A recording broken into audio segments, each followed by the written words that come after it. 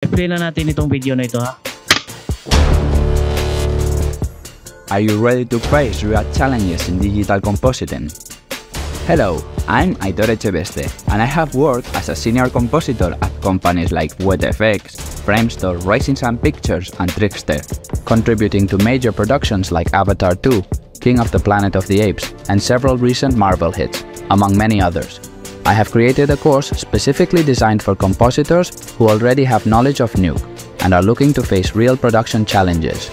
Instead of reviewing the basic fundamentals of every node, So, sinasabi niya dito sa video niya nga nakatrabaho na siya sa paggawa ng movie sa Hollywood. Then, nakatrabaho siya sa company na WetFX, Framestore, at iba pa. Then, sinabi niya doon yung movie nga nakatrabaho siya as a compositor artist gamit ang Nuke na software.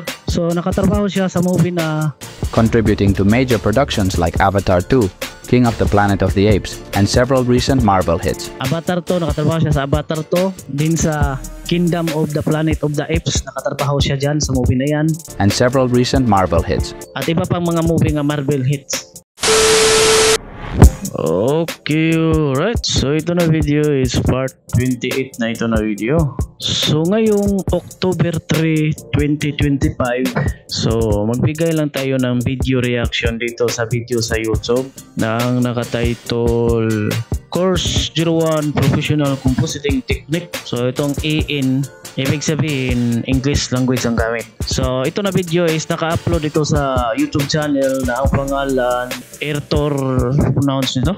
Aitor Echeveste, pag-pronounce na, kung manay bahala mo sa buta na. So ito na video is course ito, no? So ito na video is silbi trailer lang ito or advertise sa course na ginawa niya. Na yung course na ginawa niya is mabibili natin yon doon sa link na nakalagay sa description sa video niya. So kung panoorin natin itong video na ito, tingnan natin sa description, i-click natin yung show more. So ito yung link na dito natin mabibili yung course na ginawa niya. I-click lang natin yan. Then take note lang, itong link na pinakita ko sa inyo, huwag ninyong i-type to kasi hindi to gagana kapag i-type nyo ito kasi meron pa tong karugtong. Kasi itong pinakita ko sa inyo is ito yung link na nakalagay sa description sa video niya. So para makita ninyo yung website na doon ninyo mabibili yung course na ginawa niya, kailangan itong video na ito na ang nakatitle Course 01 Professional Compositing Technique, kailangan i-open ninyo ito na video, then doon sa description i-click ninyo ito. Ito na link. Pag i-click natin yan, so dito tayo mapupunta, then ito yung price sa course na yon.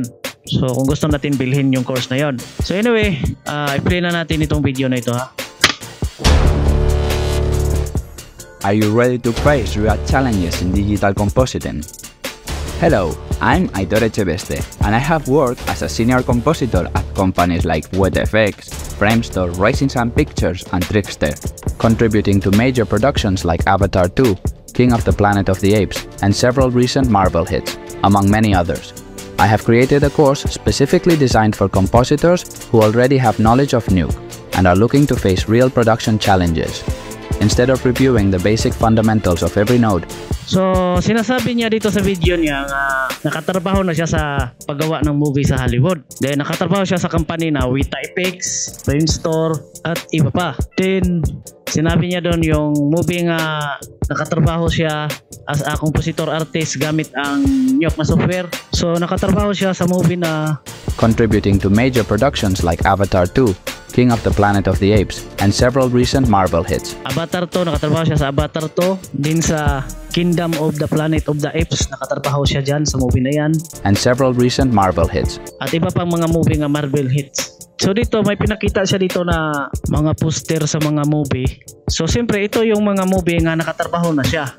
Involved siya dito sa paggawa ng VFX. Then na-assign siya sa compositing. So na-assign siya as a compositor artist gamit ang Nuke na software. Ganon. Silbi sinabi niya ito kasi ito yung credential niya para maging kapanipaniwala yung ituturo niya nga course. Kasi meron na siyang sapat na credential na nakatrabaho na siya sa Hollywood movie. Then ako, naniniwala ako sa mga sinasabi niya dito. Naniniwala ako sa kanya. Then kayo, nasa inyo lang kung maniwala kayo sa kanya. Then basta ako, naniniwala ako sa kanya na nakatrabaho na talaga siya sa Hollywood movie. Kasi legit talaga yung Nyok na software na ginagamit siya sa paggawa ng high-end VFX compositing sa Hollywood movie. Lalo na sa mga big budget movie na mayroong mga mahihirap na effects, yung mga hard na effects. Nyok ang ginagamit yan na software para sa VFX compositing. Kasi ang Nyok na software na design siya for high-end VFX compositing. Ganon.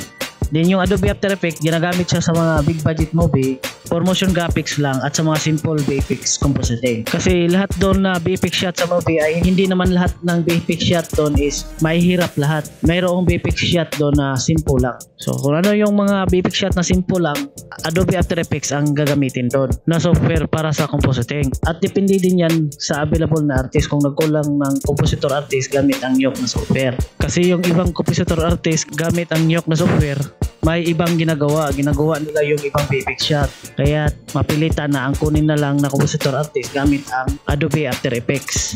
Kung yun na VFX shot is sabay yun gawin. Kailangan gawin na yun na VFX shot. Lalong-lalo na yung VFX shot na yun is hindi mahirap yung compositing niya. Simple compositing lang. Pwede na Adobe After Effects na software ang gagamitin doon para sa compositing.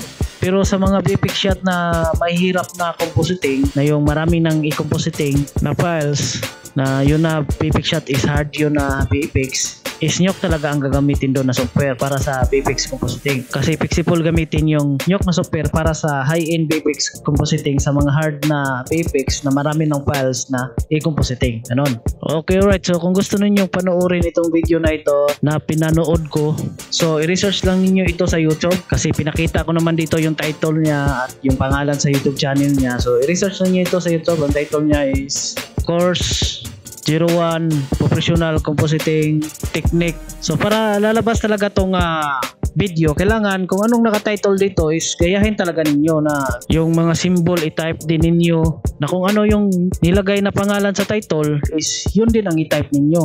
Nakapareha talaga yung i-type ninyo. Katulad sa dito sa tinype ko. Yan. Para ma-sure na lalabas talaga itong video na ito kapag i-research ninyo sa YouTube. Ganon. Okay, right. Hanggang dito lang itong video na ito. Peace.